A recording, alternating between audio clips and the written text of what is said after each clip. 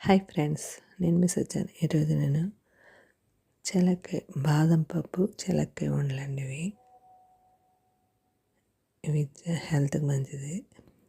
ఇది నేను ఇలా కప్పు కొలతలతో చేసుకున్నాను. కొద్దిగా ఒక కప్పు బెల్లము, ఒక కప్పు చెలక్కాయ పలుకులు, చిన్న కప్పుతో నువ్వుపప్పు, వేయించిన నువ్వుపప్పు అండి.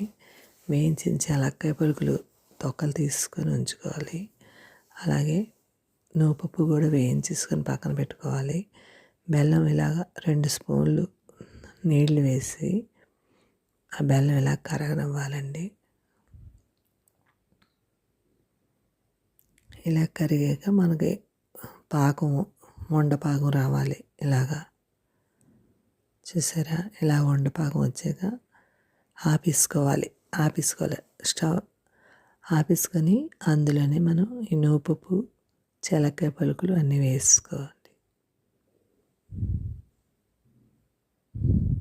బాదం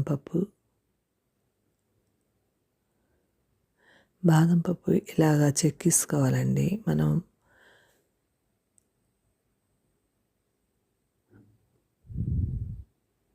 బాదం పప్పు కూడా ఒకసారి వేయించుకోవచ్చు కావాలంటే. నేను నానబెట్టేసి వదిలేసాను. ఆరిపోయాక అప్పుడు ఇలా చెక్కుకున్నాను.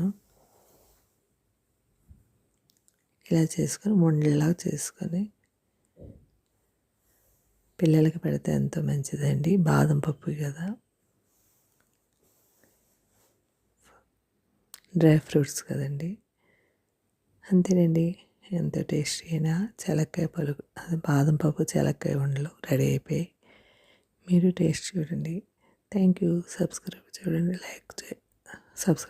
లైక్ చేయండి, కామెంట్ పెట్టండి. బాయ్.